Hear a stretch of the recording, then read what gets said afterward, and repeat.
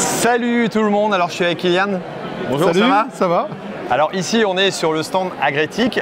Tu fais partie des personnes qui ont un petit corner ici pour présenter les solutions pour l'agriculture. C'est quoi la solution que tu présentes ici? Alors nous on fait un SaaS pour les fermes aquacoles. Alors ça c'est un suivi d'élevage dans le cloud. Et ici, on présente spécifiquement un projet qui s'appelle Aquascan, au sein duquel on a adapté des modèles de machine learning pour des besoins spécifiques d'élevage.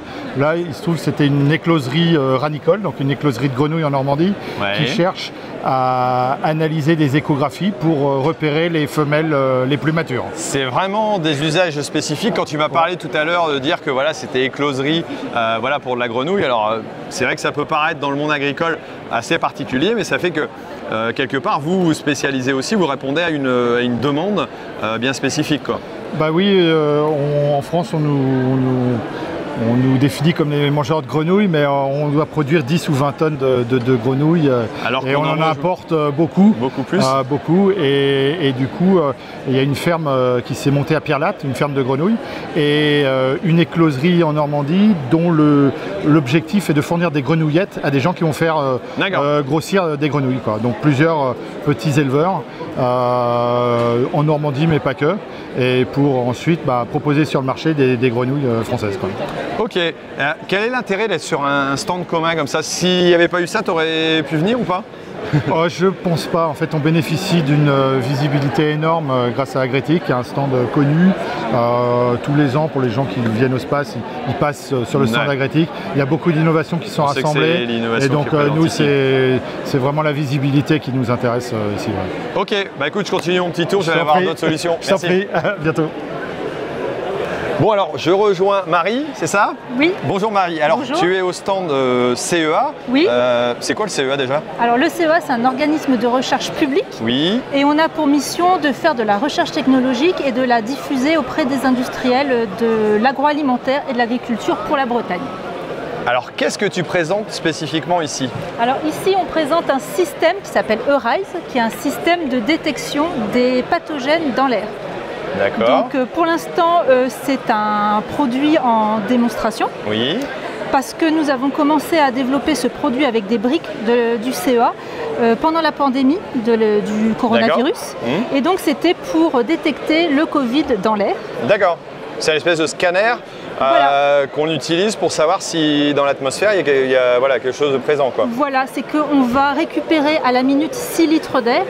Et on va pouvoir extraire à l'intérieur, récupérer à l'intérieur le pathogène, ça peut être un virus, une bactérie, qui ensuite va être extraite et analysée, amplifiée, analysée avec des réactifs, et nous allons ensuite pouvoir savoir si on a le virus incriminé à l'intérieur ou pas.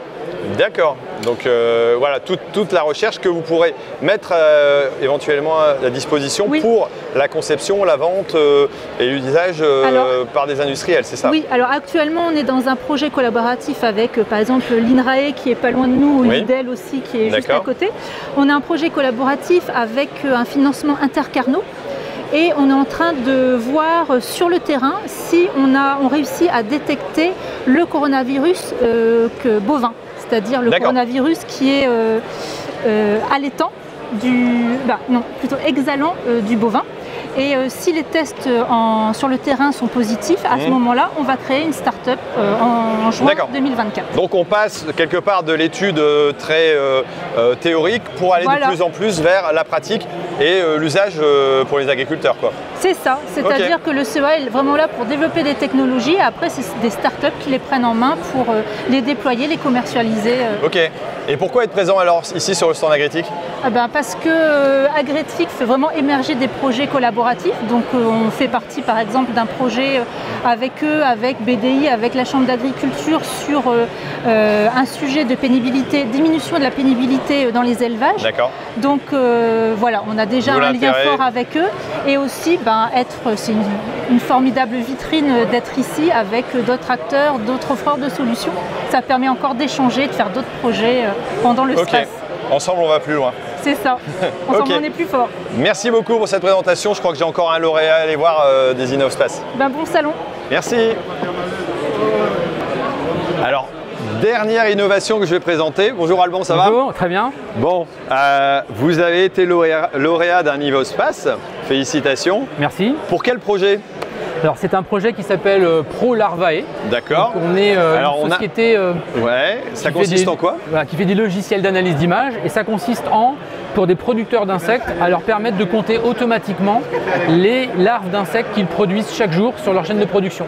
Ça a quel intérêt? C'est de déterminer si la production est bonne, si la reproduction va bien, voilà, c'est tout un suivi. C'est pour déterminer si les conditions de production favorisent le plus grand nombre de larves possible en production et le taux le plus réduit possible de mortalité sur les larves. D'accord, donc c'est un comptage instantané, j'allais dire, du bon état sanitaire de l'activité, quoi. Exactement, aujourd'hui c'est des bac+10 avec des pinces à épiler et des loupes qui comptent à la main les larves, ça prend des dizaines de minutes, c'est fastidieux, répétitif. Aujourd'hui, ils ont juste à mettre la barquette, ils attendent quelques secondes, ils ont le comptage et ils peuvent se consacrer à des tâches à plus forte valeur ajoutée dans le labo ou en zone de production. D'accord. Alors, le fait d'être dans l'environnement agrétique, ça a quoi comme intérêt pour une entreprise? Parce que tu as déjà développé d'autres activités. C'est quoi en général les possibilités qu'on a avec eux? Alors c'est vrai qu'Agritic, ça fait une quinzaine d'années qu'on se pratique mutuellement. C'est à la fois un très bon réseau pour nous mettre en relation avec des partenaires qui nous manquent des fois quand on veut monter des projets. Oui. C'est aussi des gens qui nous apportent des renseignements et nous aident à monter des dossiers de financement pour financer ces innovations, bien sûr.